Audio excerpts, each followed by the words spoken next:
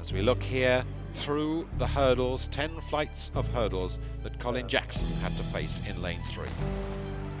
And Jackson is away very well indeed. So too is Jack Peer. Tony D's next to him.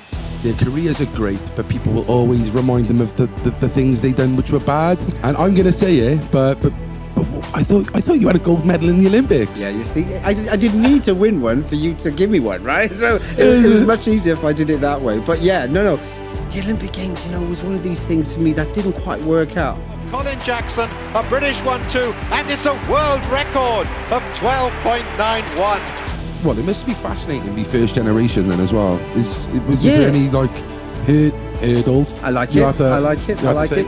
Well, first generation is always odd because you're not Jamaican, but also you also have that sense of not being British either. So you're caught in the middle. Jackson on this side, Terry Jarrett, and it's going to be Jackson Jarrett, 1 and 2. Jackson gets there. Did you always know that you was gay, or was it something that you questioned yourself growing up, or? So I always think, well, am I happy in all these type of environments and situations, and I'm not so comfortable here. I'm more comfortable in this place. So if that place makes me happier, maybe I should drift over there and stay there. Jackson just slightly ahead on the Latvian, and it's going to be very close. And Jackson is the champion. Do you have any regrets? I wish as an athlete I wasn't so serious, and I really was a little bit more fun as an athlete. But It was more like MJ on the track. It's like that. I was more like a bit of a scowler. This little boy from Manhattan, right? He's done all right. So Yeah, trust. go back in that full circle. When you say to me, would you say this 5-year-old boy would think about where he'd end up? Hell no. What's going on, people? Welcome to the Central Club. This episode is brought to you by Reinspire Printing and OSnap Cardiff. If you haven't already, make sure you press that like button, subscribe to the club, and hit the bell button to be notified of future content. For the hottest day, we've had to bring you the hottest athlete. This man is probably the most decorated sports star to come out of Cardiff. He's a former sprinting hurdle athlete who specialised in the 110-metre hurdles. He won silver medal in the Olympics, became world champion twice, went undefeated in 12 years at the European Championships, and was twice Commonwealth champion. Ladies and gentlemen, that's special in something, but if you're too young to remember that, then I'm sure you've seen this man on the TV screens in the past summers. I welcome you, Colin Jackson. My pleasure. Really is a pleasure to be here. Not a bad intro, actually. It was not bad, It was it? good. I liked it because you reminded me of stuff. It's a long time ago. My brain doesn't go that far back. That is a lot. That is a lot of achievements. And we said it we've said it on past interviews with other people. Their careers are great, but people will always remind them of the things they done which were bad. And I'm going to say it, but I thought you had a gold medal in the Olympics. Yeah, you see, I didn't need to win one for you to give me one, right? So it was much easier if I did it that way. But yeah, no. The Olympic Games, was one of these things for me that didn't quite work out. I mean, I would win world titles either way, or European titles or Commonwealth titles either side of the Olympic Games in themselves. But the Games time was always weird for me. My first one when I was 21, I won a silver medal there. But then I was still young and, I still had aspiration. I didn't take athletics really that seriously. And you think to yourself, oh, okay, if I stick with it, I may get a gold the next time around, right? Next time round comes, you're the favourite to win a gold, but you pick up injuries along the way. And each Olympic Games after then, I just was always injured, either during or just before them. So it never kind of fell right for me. Yeah. You look at some people, you would probably say, correct me if I'm wrong. I will, don't worry. would some athletes train up especially for the Olympics and just for that? Because it seems like you won everything other than. Yeah, no, you said me, I must correct you, right? I correct you, right? No, you don't just train for the Olympics, right? You train for everything. So every year you have something to shoot for, right? So whether it's a World Championships year, you want to win the world title. If it's Olympic year, you want to win the Olympic Games. If it's Commonwealth, you want to win those. So every single year you just shoot for whatever's available to win as a title. So there's nothing, if you look at my training I did to win a world title and what happened to the Olympic years, the training was virtually identical. There's nothing different in that sense. It's just your body. same competitors, same people you're racing against. And Exactly. I mean, races, post the race, pre the race, it's the same people you're taking on. So sometimes it just doesn't work out for you. And certainly my last Olympic Games, which I was in 2000 as a competitor, I only ran like 6 races or 7 races prior to the championships. And that's just not heard of for me, because every 10 days, if I remember, it was either 10 days or 2 weeks, I was pulling a quad. And my quad was not getting better. So I never got any consistency in my performance. So, of course, there was no chance I could compete really at the highest level. I think I ended up 5th for that Olympic Games, which, when I think about it, it's still not that bad when you're doing what you're doing. yeah, nonetheless, what you've achieved in athletics is unbelievable, and I'm very grateful you've come down to talk to us. I'm giggling because when you said, nevertheless, I thought you were going to go, nevertheless, you still didn't win as well. Well, that as well. I'm trying to move swiftly on because I feel a bit bad. Never feel bad. No, that's and as well. Cool, that's one thing as well. You're not bitter about it, are you? It's not like it's something you recognise. It's not like, I should have won that one. It's like, it's a thing. Yeah. It's a thing. There's so many worse things that have happened in the world. I mean, on reflection, I think I won 25 or 26 major medals in championships. People dream of that, right? So for me, it's like, you know what? You didn't win that one. It's okay. It's okay. Yeah. You can go to bed. You can relax and go, you know what? Life was not so bad. Yeah. Yeah. So how are you, Cole? How's things? How do I look? You're looking great, mate. Ain't he looking great? Ain't he looking great, people? Yeah. He's looking great. No, I mean, I when I think of my life, I'm really content with life. And I think when I was younger, I would always was worry if I'd ever reach the levels where I'm really, in a sense, of feeling genuine contentment. And I'm happy to say I'm really there right now. And I think, people got to understand the difference between being content and being happy. Happiness for me is something that happens for a moment. It doesn't have a long-lasting effect. If you maybe scratch your head sometimes, people are thinking, what does that mean? Well, I'll give you an example. Then I said, you buy a Lamborghini, right? You see a Lamborghini outside your house, you're happy, man. You're driving that Lamborghini. In about 2 hours' time, it gets normal. And so that magical spark of happiness you had when you first pick up those keys, it's gone. There's a big difference between that than thinking to yourself, every day you get up and you smile, you go, do you know what? I am blessed to be here today. Yeah. I am blessed for what I'm doing. And I'm in the blessed category. Nice. So you're saying basically happiness are moments we just try to, get to briefly, just spike moments. Yeah, and they can be just, happiness can be just materialistic in that sense as well. So as we all know, material wealth is just there for look. And I always remind people, when you go into a funeral, you never see a U-Haul following the funeral procession really, to take all those material goods. No. It's never there. It's normally someone what other people choose to put in the coffin with. I'm going to put that in there forever. I never wanted this in my coffin. You know it. So, so I think I always say to material goods, great. If they improve your life, make you feel a little bit special, never not have your life feeling special. You should always feel like you worked hard for something and you get something. And if it's done in a materialistic way, that's fine. Absolutely. But remember, you've got to really strive for that content feeling where you've left some kind of positive legacy. You've been kind to people. You've been naturally you and brought happiness to others as well as yourself. That's more important. I'm going to get deep already on this one, but I'm in looking trouble. at a 5-year-old Colin Jackson, would you ever imagine, being in the position you are now and the life you've lived? No chance. As a 5-year-old, I lived in Llanedin here in Cardiff, and funny enough, growing up in Llanedin as a 5-year-old was amazing. We had lots of woods, we had lots of land around us then when we were really young. And I remember spending a lot of time. I'm sure they're still there. So playing a lot, there was a lot of woodlands we were playing in all the time, and that just seemed like a lot of fun. But there was less people living there, because when I lived there first, Llanedin was the end of the road. Right? Just built, was it? Yeah, it was just built. So, there was no... I remember when they first of all built Pen Twin on the back end of that, and all the slot in Llanedin were like, oh, they put another estate out there. Yeah.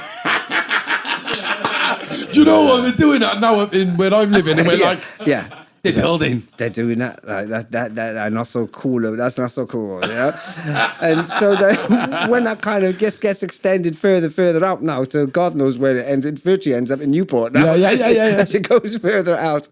But yeah, so that 5-year-old lad would never imagined, I'd be sitting there in the room with you today. Yeah. That's for I sure. know, it's mad. Let's take it back as we always do then. To your childhood, can you give us a bit of a brief background of your family and where they come from? Yeah, absolutely. So my parents are Jamaican, so they came over as Jamaican immigrants. My mum was a nurse. My dad was a sales supervisor for an air conditioning company, which we could do with in here today, but we won't say anything, right? We don't want to be. We say it all the time. I say it to each guest when it's a hot day, but we don't want to be called the Central Heating Club. But I'm sure they're going to be calling it from everyone who we remind. Yeah, so we just want to say I could have put the call in, but so that was my background in that sense, and all my family in that sense, extended family, all Jamaican heritage. So sport was and I want to use the word like sofa sport really was what we saw a lot of. They were always supporting athletics, cricket. That was the sports that they were really into. And for me, it was just like growing up in that environment of genuine people who work hard and grafted, because, when you're trying to be an immigrant, there's lots of things you're up against, and so they were working hard to give myself and my sister the best possible start that we could really have. And then just grafting from there, and then going into school, just literally around the corner in Llaned, and there was so much fun. I remember we always had a great time. School was never a problem for me.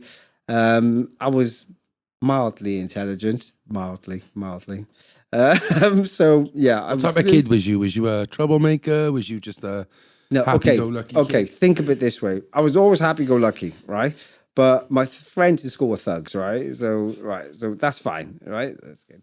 So I'd be the one standing behind the thugs, and it'd be my foot you'd see kicking out to start the scraps kind of thing. Yeah. So that was my role, bit of a mouth. I lit the bush going out here. Exactly, yeah. Get the legs, swoosh round, and then stop and watch it all kick off, right? Yeah, so I was that kind of kid. But it was no issues in that sense. It was a lot of fun growing up in that environment. And I remember people asking me on numerous occasions, like whether I faced any racism or anything like that when I was up there. And like I'm saying, no, it was all hunky-dory. We had a great time growing up there. Was it predominantly white up there, or was it multicultural? Yeah, predominantly white. But I think there was... one thing about Wales as well is that genuine community feel, right? And we were all in it together. So when we moved up into Llaned, because everybody moved up together. Yes.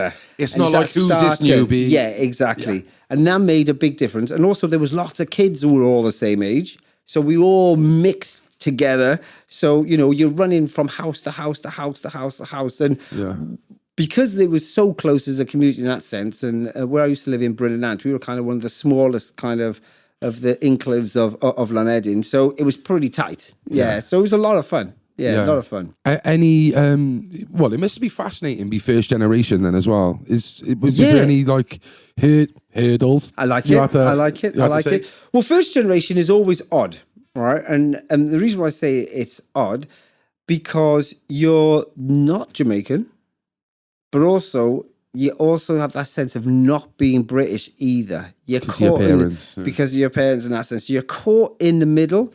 So, if you go to Jamaica, you go back to Jamaica in that sense, they know instantly you're from foreign, as they say, right?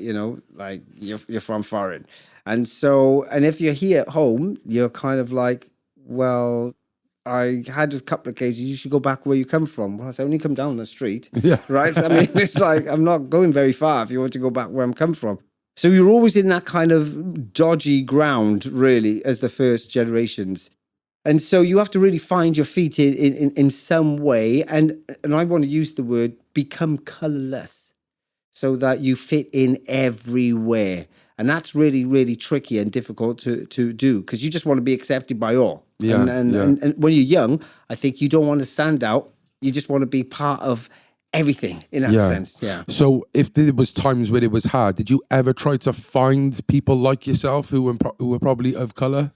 Well, I was lucky anyway, because most of my best friends at school were all black guys anyway. So that was all cool. What school did you go to? In Llanedin. You went in Llanedin. Yeah, in Llanedin. And so when you were there was never that kind of issue. So culturally, I knew where I was. I ate all Jamaican food.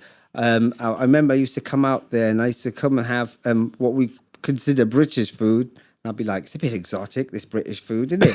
I mean, it's exotic and it's but a bit bland. But that's another story altogether. Like, no bit of salt and vinegar, we're great. It was that. And we used to make jokes about saying, you know what, I'm pretty sure they think ketchup is spicy, right? 100%. I'm telling you, as a white guy now, like, men would say ketchup would do fine. Why spicy, man?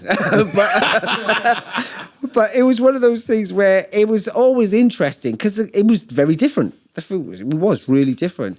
So I was growing up anyway in that kind of Jamaican way, Caribbean way. And so it wasn't, I wasn't searching for, where's my culture? Where is that? No, I was living it every day. It's funny, I only used to listen to dancehall or reggae music, only until I was about 23, 24. And then I started what you fall onto? Well, I started listening to a bit of R&B. Oh, yeah. Yeah, a little bit of R&B. You was going to come with something totally different. No. I was going with a little bit Trance. of R&B. Yeah. Trance came a little bit later. Yeah. But so I was very much only one way, right, in that sense. And I was really always proud of what my heritage was. Of course, yeah. But also, in that same breath, very proud that I was Welsh, born here in Wales. And that to me was really important because there was always a rivalry between like London blacks tend to have a bit of an attitude, right? So when they would always look down on us lot and we'd be like, well, listen, I have the same as you. I listen to the same music as you. Just because you're born 150 odd miles further east, it makes no difference. Yeah, right? Of course. But they always had a little bit of attitude. So you had to kind of like, play the game a bit. Yeah. So growing up in school, you was the one who was, the troublemaker, but runaway type of guy. Was you playing any sports at that time? Was you into any sports? Yeah, because it was fun. And, it was all about playing. So for me, any sport I did was just play. So yeah, I did them all. So cricket I did, football I did, but our teachers really weren't that interested in football. Rugby was the number one sport. Yeah, it's mad. Cardiff has been like that for a while. Yeah. It's crazy. So we did do that. Basketball we did. I used to play badminton. I used to play tennis. We had all those kind of things available to us in Llanedin at the time. There's a certain rogue in this room with us, right? We won't mention any names, but like by the time his generation come, they had destroyed everything in it. I'm actually a Corpus Christi. Oh, he's even done that. So he's soft, man. He's soft. He's one of your boys. Yeah. He'd have got kicked. Yeah. But so all of us around that kind of facilities are ruined. Like you know what it's like, right? So things kind of fell apart a little bit. But yeah, we had all those opportunities for us, and we had great teachers at the time as well who were trying to motivate and inspire everybody to have a go at doing sport. And so I think it was quite a strong sport in school. So what did you do when you left school straight away? Was it straight into sport? And what, straight into athletics? Or? Yeah, athletics. I chose athletics as my premium sport. In sense of when I was 15, I was playing cricket for the county of Glamorgan. Was you? Yeah. Decent then. Yeah. That's a very West Indian sport as well, isn't it, cricket? Yeah, for sure. Especially that time as well, because, the majority of the West Indian team was probably number one in the world. And, there's that old saying, if you can see it, you can be it, right? And we were watching them on the TV. It was something you could achieve, I could achieve that. And so I played cricket for Glamorgan, but I was also racing at the time, still doing athletics to a level. And I remember there was one day when there was an athletics competition and a cricket match the same day. Yeah. So I had to make a decision. And the athletics competition was 5 minutes from my house and the cricket match was in Tenby, 3 hours drive. So I was like, you know what? Forget it. I'm just going to do athletics. And then I never played cricket again. And that was the end of my cricket. So if it wasn't the fact, actually, I wanted to go home and watch Grange Earl.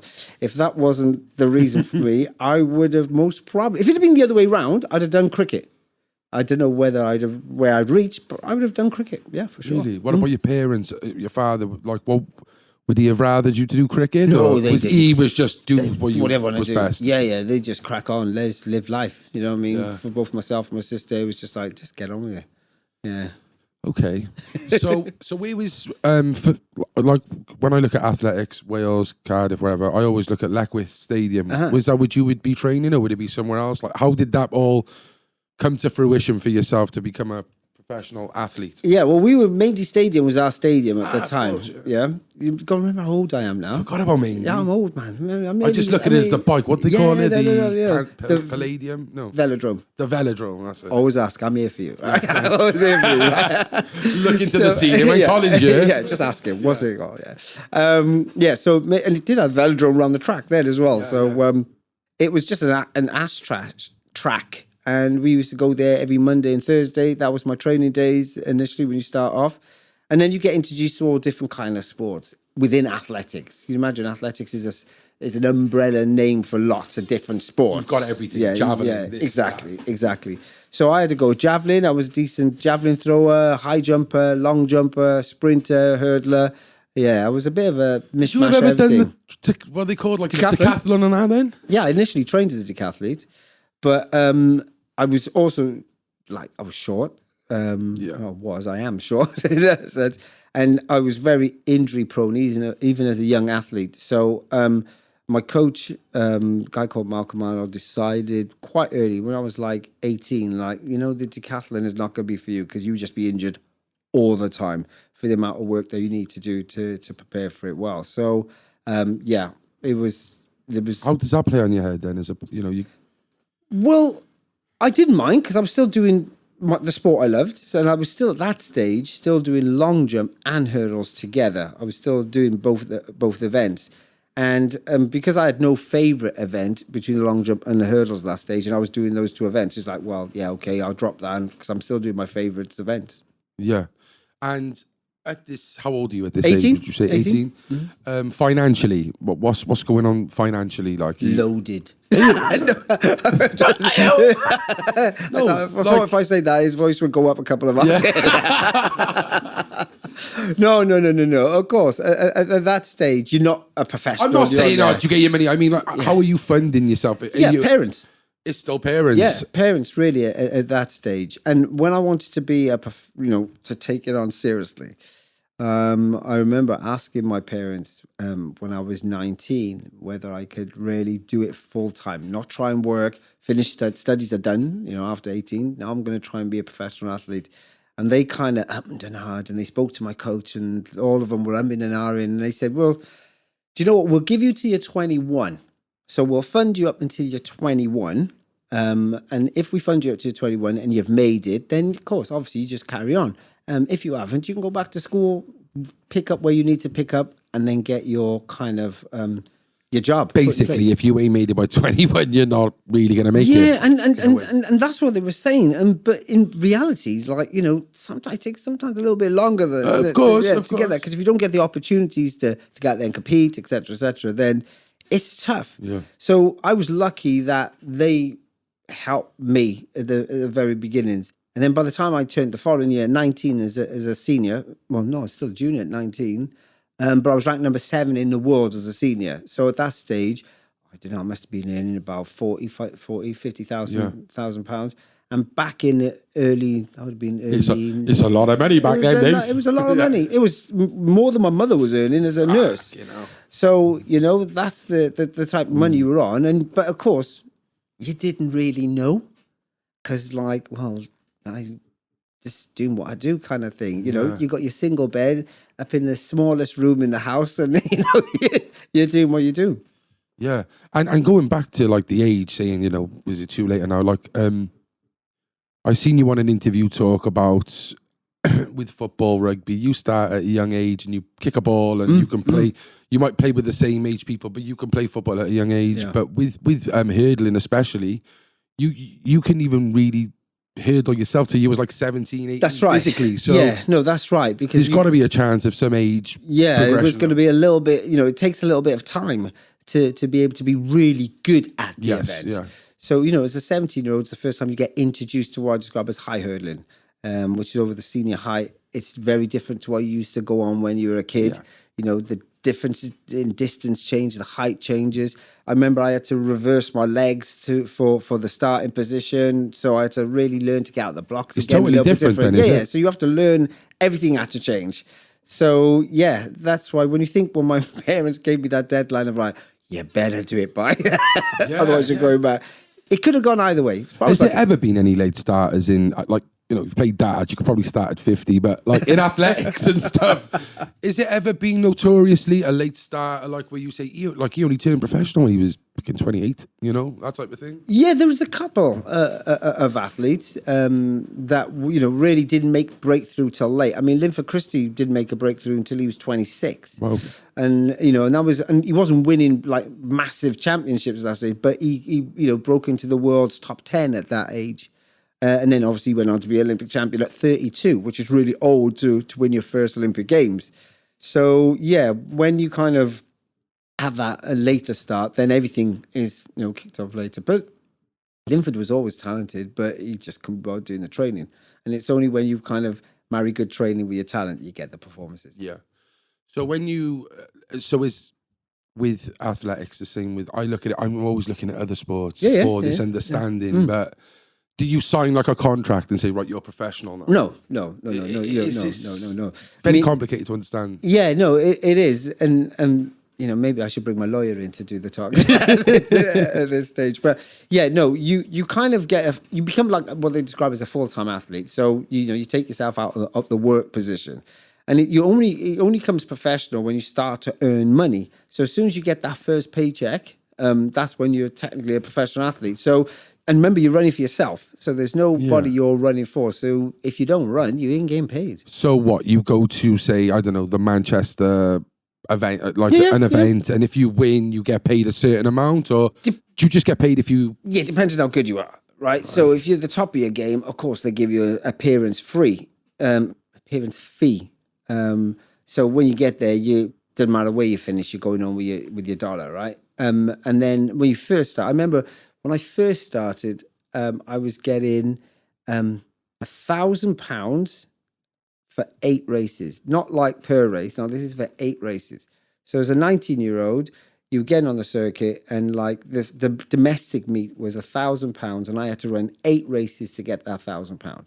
Right? Could you do 5 in a day? Could you do that? Right. So that was it. That was it initially, and then you had things like your kit deals, and then any other thing that we get support. So I was really lucky. So I had a car sponsor already who gave me a car so I could get to venues. They paid my petrol for me and all. There's all the perks to it. So all that was great. And then, to get a deal when you were getting like, I'm getting paid to run here in the UK was brilliant.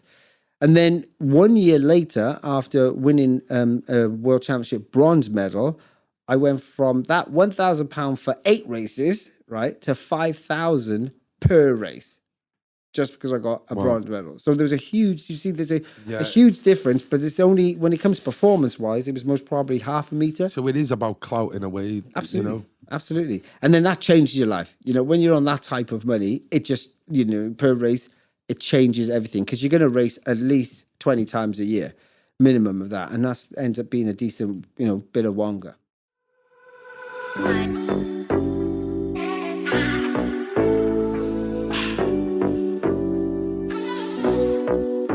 Hey, let's go.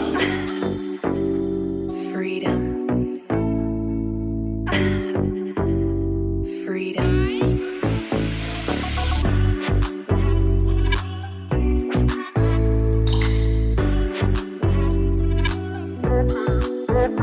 What?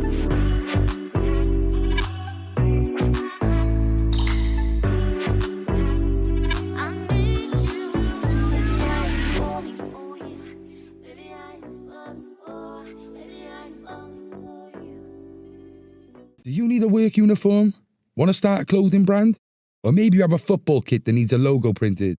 Well, if I was you, I'd get in touch with the Re-Inspire Printing Company down Treforest Industrial Estate for the finest printing and embroidery in Wales. I use them for my custom-made mankini, but you could use them for t-shirts, hats, hoodies, and many, many other things.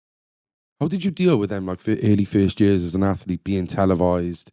You know, you're now getting paid well at doing what you're doing. You're going to these big events. What kind of person was you, Carl? Well, I would say I was the same person, right? But people around, well, I was the same person, but it'd be like, should we go out to dinner? It'd be like, yeah, I'll bring the Merc then, shall I? You know, so that was the difference, right?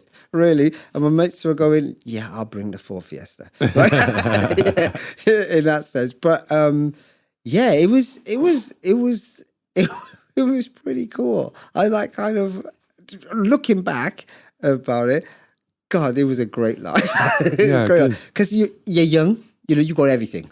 You know, you've got aspirations still to get to the very, very tops of it, but you're also being funded really well. You're going, you're running well, and you're getting feeling that sense of improvement. You got all the trappings that you need. It's just an amazing, amazing life. And also, it belongs to you. Yeah. Like, you know, if I don't want to run today, I'm not going to run. If I want to race today, I will race today. So, you know, you were kind of like, that was the way that it goes. Unbelievable. And it's funny, I was watching a video a couple of weeks ago about me when I was younger, right? And I remember they filmed me coming, I was going to the Commonwealth Games and I just kind of won, you know, I'd already been world record holder and all this business. So I came out the transport, like, because I arrived late and I stepped out the car. And I was watching the video because the news cameras were all on me there. I stepped out the car there, I had the sunglasses, I had chains on, I had chaps on. I was looking at myself, I was like, Sammy, what were you thinking? If I ever would have grabbed it, it's like, take it off. Yeah. You know, but you're young. You know, and I was coming out and I was just living the dream. I was living the dream. It's a great time. would you, at that age, did you come out about your sexuality at that age? To some friends, yes. Yeah, to some friends, yes.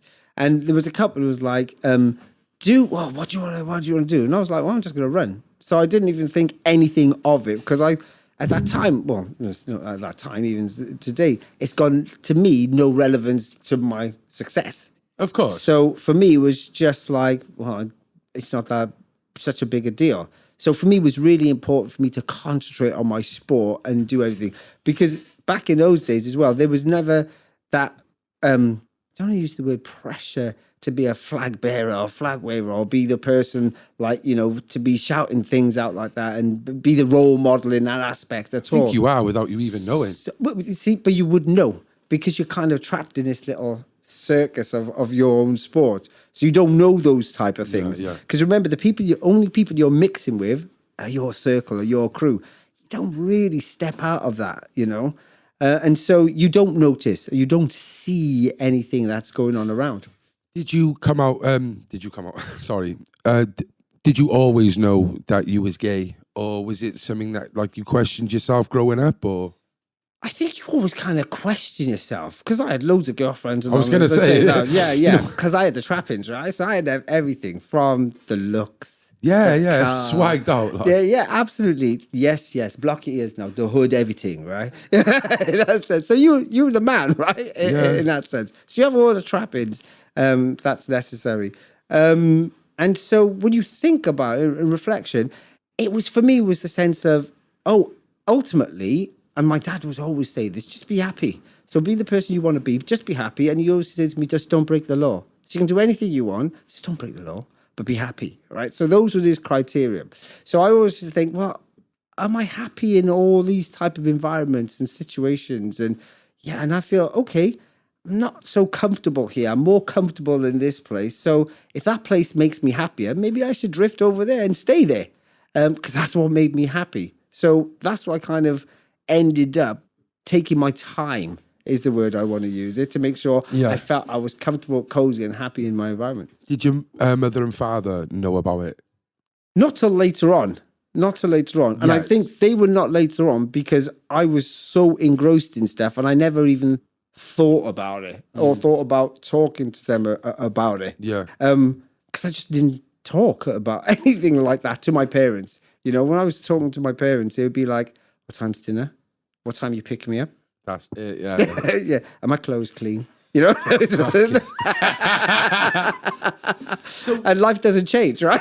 No, yeah, exactly. So those are the kind of things. But again, you know, one of the most important things, and I know we talk about this informally as well, is the importance of having good people around you who you lean on. So if there's any of those adverse moments that's going on in your mind and you're slightly fried and you don't know what to do, it's somebody you can talk to. So if you have friends who are in the same environment, the same situation that you can, bounce things off, then they will there to help you. And that's what I've always been kind of lucky. Yeah.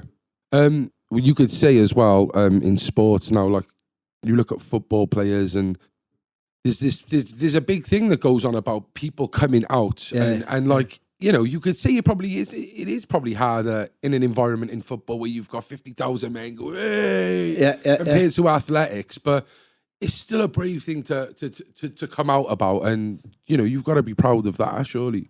I will challenge you on two things there. Okay, fine. The first thing is, why brave? That's the first thing. You don't have to answer. Okay, this is not for you to answer, right? Because it's for you to think about, the pressures right? of society we live in.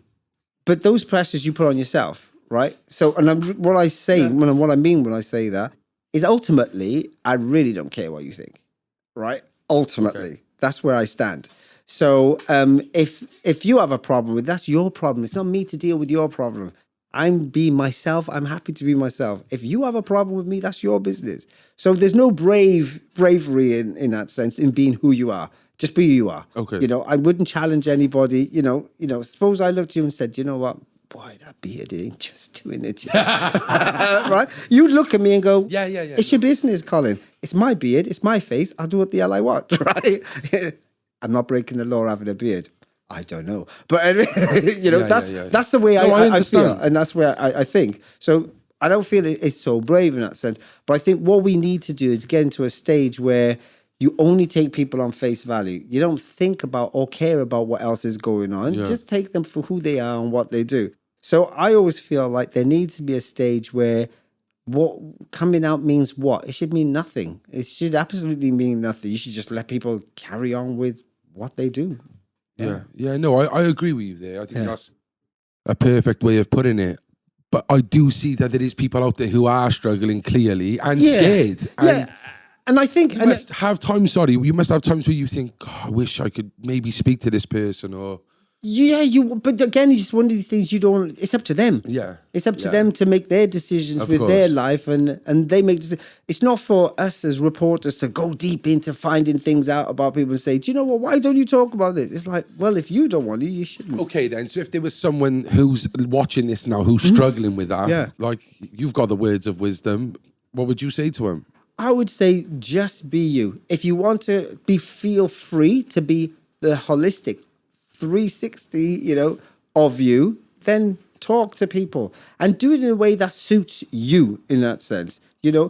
Doesn't matter what parents will you think, what will my parents think, blah, blah, blah, blah. Listen, they will love you unconditionally. They may struggle initially. If they do struggle, let them struggle. Let them struggle initially. They'll always come around because they do love you unconditionally. Because even murderers' family love them. Yeah, no, and that's the biggest thing of all. You are bang on. I've got to be fair. Have you ever gone through any mental health, like in your career and maybe after as well, I'm assuming? Yeah, the most difficult time is retirement. Yeah, and when I was doing sport for 30 odd years of my life, right? Well, hang on, let me say this right. 40, I thought. Yeah, 18 years as a competitor at the highest level, right? So if you think I started, say, at 18 and I finished at 36, that's 18 years, right? And when you think, I remember when I was about to retire, I was thinking, oh God, what am I going to do? Because I've lived 36 years of my life. I got to presume I'm going to live another 36 years. What I've done in the first 36 years in my life is unreal. And how am I going to come anywhere near that? How am I going to earn a living? What do I do? Where do I go? Why am I going to be, who will want me? It was really tough. And I remember going to the doctors on numerous occasions, not because I had anxiety attacks on a regular basis. And I thought I was having a heart attack. And she was from like, retiring. Yeah, after retiring. And just because I didn't know who I was or where I stood in society, where my values were, what can I do? It wasn't like I had millions in the bank and I could just go off to the south of France and sit there and relax and enjoy myself. For the rest of your life, Yeah, yeah. it wasn't like that. And also, that wouldn't be me. I needed something to get out of bed to do. So I was struggling. There's a lot of movement in them other 36 years. It's a lot of busyness. Yeah. You couldn't just stop and No, you can't. And when you think about what you do, the first 18 years, school, right? So then the next 18 years after that is the only time I started to live some life. Yeah. So I'd only been around for 18 years on this planet. You got to think you could be living a lot more, you know, things go well. You should live a lot longer than that. So, that's what really got me. And, you know, when you're living a life like that and you don't have real value for yourself, then it becomes difficult because you're lost. you're getting a breath. And I was lost because I didn't know where I was going. And then luckily, you know, I was, as you get, I speak, right? Yeah. So I spoke about it. I brought it up. I spoke to my mum about it. And, you know, she's the one who said, just go to the doctors. They know. They can help. They'll be able to do that. So when you listen to your mother and you go there and you do what you need to do. And then the doctor spent time and, you know, I started then to slowly find my feet, started to work with the BBC, started to get shows. Like, oh, wow, they want me to do stuff on TV and all this business. And then you all of a sudden then start to find value for yourself. And then once you start to gain momentum, you start to build confidence. And all those dark feelings of being worthless get further and further away from you. You get to, you know, they become very distant. So, yeah, it could be as simple as saying, then it's just get back out there when you're feeling unsure in life, or you may, you know, come to an end of an era. Don't just stop and bury your head in the sand. It's all about getting back out there and feel. And I don't want to use the word confident, because confidence comes with lots of things, and it's hard sometimes to feel confident to take a step. Yes. You know, but if you align yourself with somebody that you have high regard, high respect for, let them be a support for you and let them help you to take that step, because that is the crucial thing. Once you take the step, you'll start to roll. Yeah.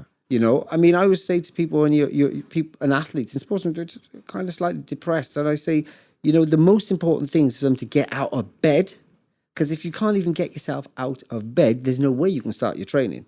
So you need to encourage people to take that first step out of bed to get themselves rolling. Yeah. I've seen you say that as well on another interview, and you was talking about if you don't get to the training session, you're definitely not going to make it. Absolutely. And it's very simplistic and obvious, but it's something that some people can't get their head around. No, absolutely. And if you're depressed, then getting out of bed is a big deal. It is. It's a big deal. I think it's probably one of the hardest things of the day. Yeah. It is. You know? You're absolutely right. You know, because if you haven't got something to get up for, why get up? Yeah. Yeah. So it is really important for us to have those guides that can just give you that crutch to just be able to give that helping hand. And it could be just that phone call. It could be. What I will say then, Pat, going on to that as well, then, would you say the other thing to do would be stick to what you know best? Because clearly that's what you've done. No. I wouldn't say that. I would say you always got to challenge yourself, right? I'd always say you got to challenge yourself. So don't just rest on your laurels. Maybe challenging being talking, but I mean, like, staying in the world of athletics is what I'm saying. Yeah, no, because going into the world of TV is very different to being on a track, right? In that sense. And I think doing motivational speaking is very different to going on a track. To be a mentor is very different type of responsibility than to be the performer itself. So, no, I always think you should always take yourself out of your comfort zone, challenge yourself, because that will give you confidence. Because you realize if you have a go at something and you're successful, it can make a difference for you to take the next step to try and get confidence. Remember, in my world, the word fail stands for first attempt in learning. So you got to fail so you can learn. Yeah. Simple. Yo, you what I? Nah, Cole, bro. Not gonna lie, I'm a bit itchy. What you mean? Bro, I've been using that Bic razor, man. I think I've got an ingrowing hair from it. Oh, for fuck's sake. What shall I do? room. This is for you and the fans' sake. You need to go cop up a manscape. Comfy to toss like a pancake. Cause now I don't look like a damn ape. I used to be hairy, my family are Greek. But now I am trimmed and my bits are on fleek. Now I get nookie when under the sheets. And the back of my balls don't chafe on my cheeks. I recklessly trim in the dark. The ceramic blades are not sharp. I dangerously shaving the night with the help of my LED lights. I feel like a 1 in a million, wetting up girls like amphibians. I am not into Brazilians. Thank you, Manscaped, you are brilliant. And that's it, bruv, trust me. Like, life-changing. I used to always say I'm a shower, not a grower. But now, thanks to the mower, my ting hangs lower. Yeah, Cole, what about the ball sweat, man? What do you mean? What about the sweat, bro? Sweaty sacks are not deserved, so I'm getting them slapped with crop preserve. And once you're down there checking for bumps, make sure you're checking for lumps. Pebble dash when I trim my mustache, mow the lawn, then I'm gone in a flash. Used to shave, then I show in a rash, but my Bic's gone straight in the trash.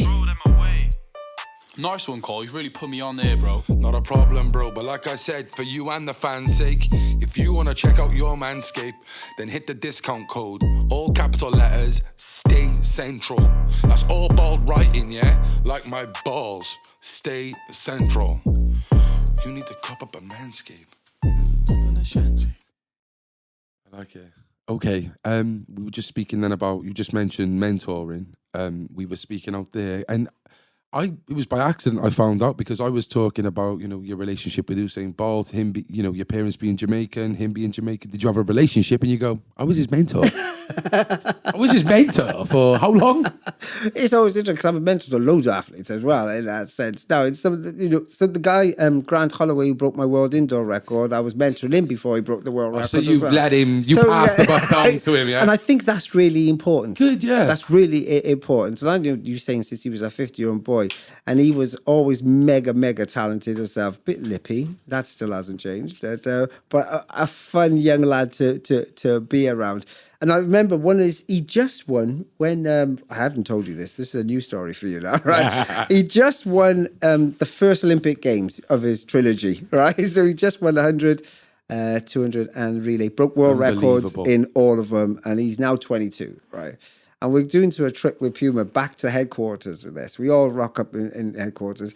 And we got like headquarters, they've got, like the stars of the superstar stars. Yeah. Right?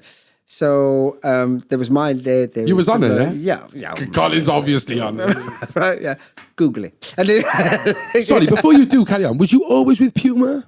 I was with Adidas for 10 years. I was a kid and I switched over. So yeah. So I just jumped over the river because they're both headquarters in the same town. Are they? Yeah, in Herzogenaurach in Germany. So yeah, Okay. I just jumped over the river, right? Yeah, okay. In that sense.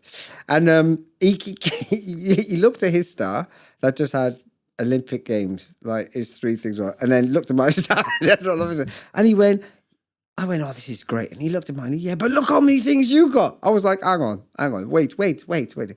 Look at the 3 you got. Just that one event. And you're 22. I'm retired. And that's all I can win. Yours is going to get packed, mate, right? Don't worry about that. And, I remember me just going, he kind of smiled and, did his always do same way. And you can imagine his star is now literally obliterated. Not much room over there. But it's, those are the type of things that are fun that to do. And when you hang out with up-and-coming athletes who become superstars, it's really lovely. Yeah.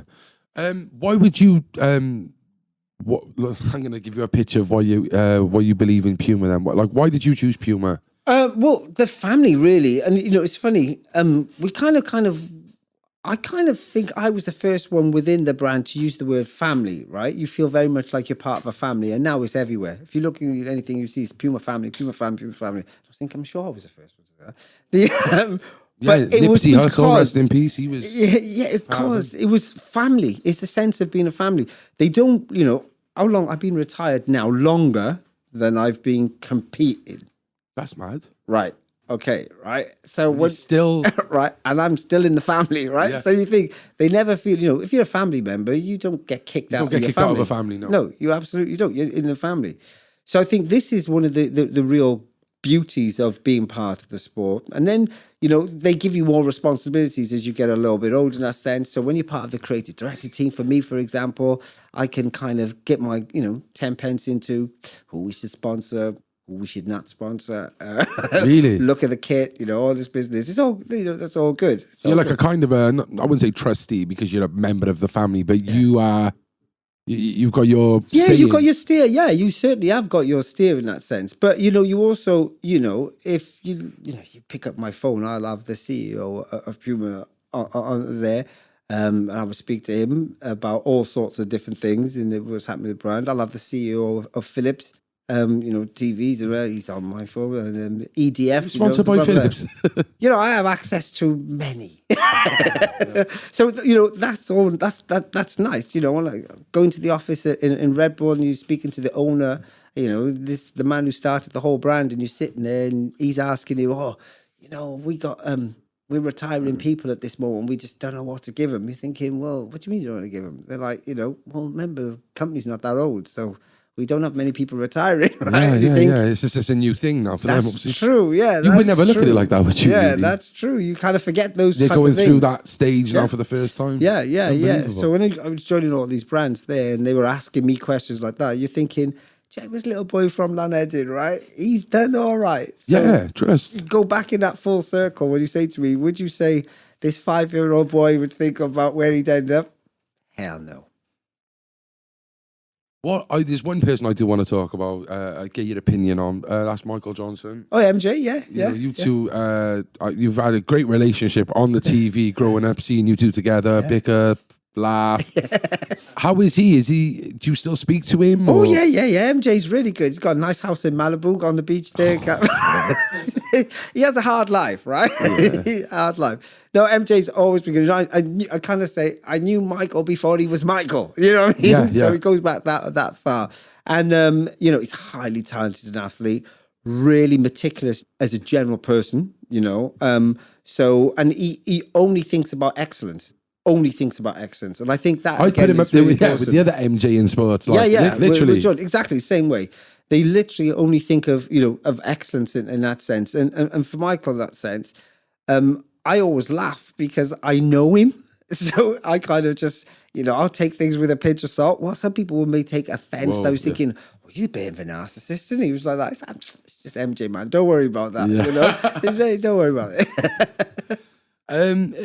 Do you have any regrets in the sports? Yeah, I do, and I most probably would say I wish as an athlete I wasn't so serious, and I really was a little bit more fun as an athlete. But because I had this sense of I wanted to achieve it. Sometimes, especially when you're getting the best in the world, you lose the fun element, and it becomes like a business too much. So you don't smile so much. Would you say, looking at like how Usain dealt with things, and that's kind of what you mean by being a bit more fun? Because you are very fun, in you. Yeah. You're very like full of life. Yeah. And I never really showed that when I was. He was more like MJ on the kid. track, like that. I was more like a bit of a scowler in that sense. But it meant so much to me, Exactly. And I'm thinking, and I wanted it, and I didn't want anything to distract from it.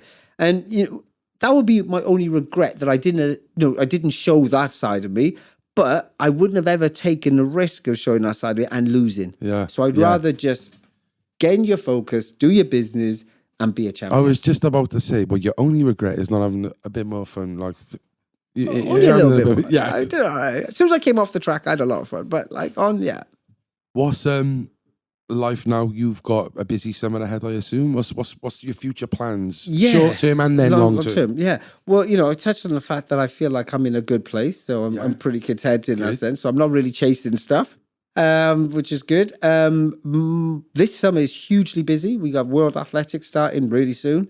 That follows closely Commonwealth Games and then the European Championship. So this summer is packed with athletic sport. Somewhere in that mix, I'll try and find a bit of a holiday later on. Late summer, always better. Yeah, I'll go. I don't know where I'm going to go this year, mind you. I don't think I can try and get abroad, but because I'm going a lot abroad for work. So I may just do a Get on the West staycation. Coast. Yeah, I may do a staycation somewhere. Yeah. But I never go away for too long. So 10 days is about enough for me. Yeah. I was saying this the other day. 14's too long. Yeah. 7's too short. Yeah, 10 days is just that's right. just enough to get me back home, get into it. But you know what? I'll be honest. I love being home. You know, my house is comfy. It's my own bed. It's got my own food. Do you think you'll ever leave Wales and move away? No. I've had numerous opportunities for it, but no. Wales is home. I ask a couple of what you rathers before we go. Oh, go on then. They're only. I know what he's going to say with this one because we've already spoken about. I may go fast. Are you a mild or a spice? A spice. Yeah, exactly. Tomato. You should be. Are you tomato ketchup or spice? Are you a flat earther or a round earth? Oh, definitely round. Okay. If you could explore one of these, deep sea or deep space. Space. And if you could have 2 superpowers, one for yourself and one to change humanity, what would they be? First one, invisible. I'd love to. Dirty dog, you. You can see, I'm mischievous, right? Of course I want to be invisible. Yeah, okay. Yeah.